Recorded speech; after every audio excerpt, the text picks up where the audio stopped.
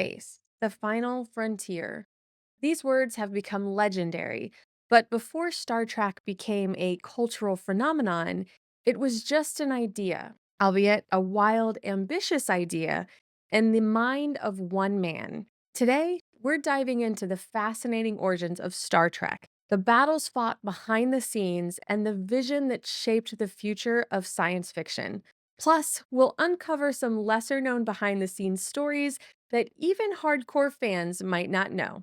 To understand the birth of Star Trek, we have to start with its creator, Gene Roddenberry. Born in 1921, Roddenberry was a decorated World War II pilot, a commercial airline pilot, and later, a Los Angeles police officer.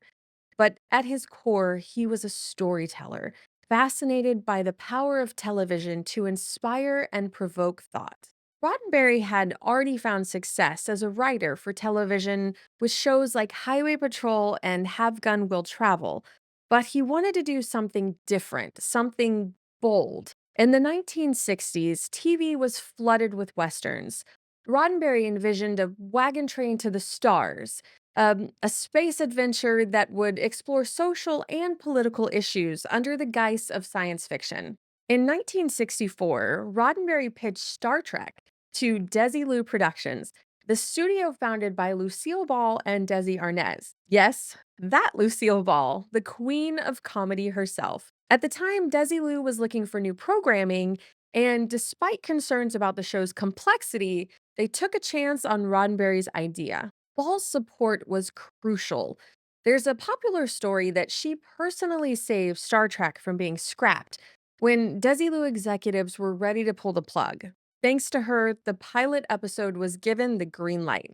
In 1964, Roddenberry and his team produced the first pilot, The Cage, starring Jeffrey Hunter as Captain Christopher Pike. Unlike the fast paced action of the later Star Trek, The Cage was a cerebral, philosophical story about illusion and reality. Unfortunately, NBC executives found it too intellectual and rejected it.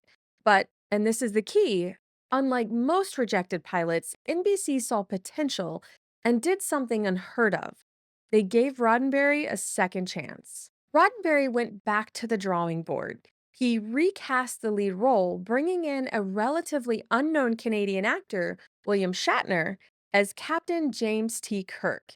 He also made the tone more action packed. The result? The second pilot, where no man has gone before. This time, NBC was on board, and Star Trek officially launched in 1966. But getting on air was just the beginning, because keeping it there would prove to be an even bigger challenge. The first season of Star Trek was groundbreaking. It tackled things like race, war, technology, and human nature, all in a time when TV rarely took risks. But despite its critical acclaim, the ratings weren't so great. NBC considered canceling Star Trek after its second season, but in one of television history's earliest fan campaigns, Trekkies flooded NBC with letters, saving the show for its third season. Unfortunately, it was moved to a low rated time slot, and in 1969, Star Trek was indeed canceled. But let's go behind the scenes because Star Trek was just as fascinating off screen as it was on screen. Did you know that Leonard Nimoy invented the Vulcan salute himself? He based it on a Jewish blessing he had seen in a synagogue as a child. And Spock's nerve pinch? That was created because Nimoy thought it would be a little bit more fitting for Spock's character than punching somebody. Then there's Nichelle Nichols, who played Lieutenant Uhura. She almost quit the show until the fan convinced her to stay. And that fan was none other than Dr. Martin Luther King Jr. He told her that Star Trek was the only show he allowed his children to stay up late to watch because it portrayed the future of racial equality. And we can't forget about Captain Kirk himself. William Shatner's dramatic acting style became legendary, but behind the scenes, his co stars often playfully mimicked him between takes. George Takei later admitted that Shatner's enthusiasm could be a bit much at times.